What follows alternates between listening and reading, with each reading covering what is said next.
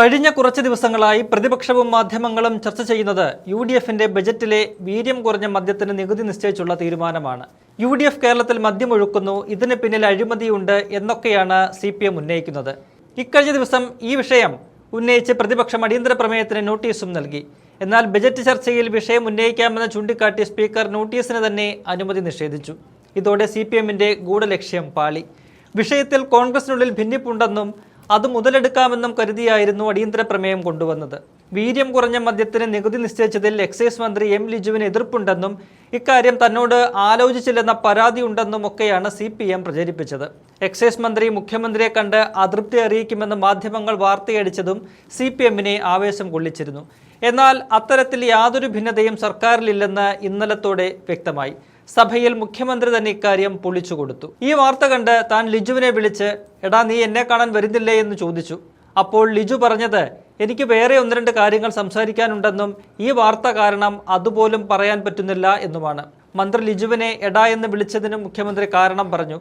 "അവൻ എൻ്റെ അനുജനാണ്, അതാണ് അങ്ങനെ വിളിച്ചത്." പിന്നാലെ മാധ്യമങ്ങളെ കണ്ട മന്ത്രി ലിജുവും വാർത്തകൾ തള്ളിക്കളഞ്ഞു. നികുതി നിശ്ചയിച്ച വിഷയത്തിൽ എനിക്ക് അതൃപ്തി ഉണ്ടെന്ന വാർത്ത കള്ളമാണ്. മാധ്യമങ്ങളാണ് അത് കൊടുത്തത്. എനിക്ക് അതൃപ്തി ഉണ്ടെന്ന് നിങ്ങളോട് ആരാണ് പറഞ്ഞത്? ഒരു ദിവസം വാർത്ത കാണുകയാണ് അതൃപ്തി അറിയിക്കാനായി ഞാൻ മുഖ്യമന്ത്രിയുടെ വീട്ടിലേക്ക് പോകുമെന്ന്. അതുകാരണം എൻ്റെ മണ്ഡലത്തെ സംബന്ധിച്ചും എക്സൈസ് വകുപ്പിനെ സംബന്ധിച്ചുമുള്ള ഒരു പ്രപ്പോസൽ കൊടുക്കാൻ മുഖ്യമന്ത്രിയെ കാണാൻ പോകണമായിരുന്നു. അന്ന് മുഖ്യമന്ത്രിയെ കാണാൻ പോയാൽ തൊട്ടു പിന്നാലെ വരുന്ന വാർത്ത എന്താണ്?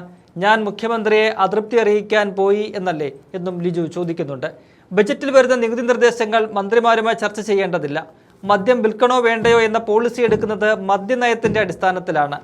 UDFിന്റെ മദ്യനയം വരാനിരിക്കുന്നതേ ഉള്ളൂ. അപ്പോഴാണ് എക്സൈസ് മന്ത്രിയും മുഖ്യമന്ത്രിയും അത്തരത്തിൽ ചർച്ച നടത്തേണ്ടത്. ഇക്കാര്യത്തിൽ എക്സൈസ് വകുപ്പിനും സർക്കാരിനും കൃത്യമായ നിലപാടുണ്ടെന്നും മന്ത്രി വ്യക്തമാക്കുന്നുണ്ട്. മുഖ്യമന്ത്രിയുടെയും മന്ത്രി M. ലിജുവിന്റെയും ആ പ്രതികരണങ്ങൾ കാണാം. വീര്യം കുറഞ്ഞ മദ്യം കേരളത്തിൽ വിൽക്കണം എന്ന് UDF പോളിസി വന്നാൽ ഇതായിരിക്കും ടാക്സ്. ഇനി UDF തീരുമാനിക്കുകയാണ് വീര്യം കുറഞ്ഞ മദ്യം കേരളത്തിൽ വിൽക്കണ്ട, അത് വിൽക്കില്ല. അത് പൊളിറ്റിക്കൽ ഡിസിഷനാണ്. പിന്നെ ഞാൻ ഒരു കാര്യം കൂടി പറഞ്ഞുതരാം. അതായത് ഈ പാർട്ടിയിൽ ആലോചിച്ചില്ല, ഇങ്ങനെയൊക്കെ കുറെ പറഞ്ഞല്ലോ അവിടെ ആലോചിച്ചില്ല. ഒരു ഡിപ്പാർട്ട്മെന്റും ധനകാര്യമന്ത്രിക്ക് അറിയാം, ടാക്സ് തീരുമാനിക്കുന്നതിന് മുമ്പ് ആ ഡിപ്പാർട്ട്മെന്റുമായിട്ട് സംസാരിക്കുമോ? അവരുടെ പ്രപ്പോസൽ മേടിക്കും, അവരുമായിട്ട് സംസാരിക്കില്ല അല്ലേ? ഞാൻ ഈ ലിജു എൻ്റെ മുറിയിലേക്ക് വന്ന് എന്നോട് സംസാരിക്കും എന്ന് പത്രവാർത്ത കണ്ടിട്ട് ഞാൻ ലിജുവിനോട് ചോദിച്ചിട്ട് നീ വരുന്നില്ലേ? നീ എന്ന് വെച്ചാൽ അവൻ എൻ്റെ അനുജനാണ്. അതുകൊണ്ട് ഞാൻ ചോദിച്ചു. പാവം പറയാം 2-3 കാര്യം പറയാനുണ്ടായിരുന്നു. ഈ വാർത്ത വന്ന കാരണം എനിക്ക് അങ്ങോട്ടും വരാൻ പറ്റുന്നതാണ്. ഇതാണ് സ്ഥിതി അല്ലേ? ഇതാണ് സ്ഥിതി. ഇനി ഈ ഞങ്ങൾ ദൈനംദിന അഡ്മിനിസ്ട്രേറ്റീവ് കാര്യങ്ങൾക്ക് ഫയല് കൊണ്ടുകൊണ്ട് KPCC പോവില്ല. അത് മനസ്സിലായല്ലോ. പണ്ടത്തെ ഒരു മുഖ്യമന്ത്രി ഉണ്ടായിരുന്നപ്പോ ഫയല് ചുമന്നുകൊണ്ട് AKG സെന്ററിൽ പോയിരുന്നത് പോലെ ദൈനംദിന ഭരണത്തിൽ ഒറ്റ കോൺഗ്രസ് മന്ത്രിയും ഒരു ഘടകകക്ഷിയുള്ള മന്ത്രിയും അവരുടെ പാർട്ടി ഓഫീസിലേക്ക് ഫയലുമായിട്ട് പോവില്ല. But when it policy comes, I will go to PCC office and I will discuss with our PCC president and ask him to convene a meeting of the concerned committee. എന്നിട്ട് ഞങ്ങൾ ഘടകകക്ഷികളായിട്ട് സംസാരിക്കും.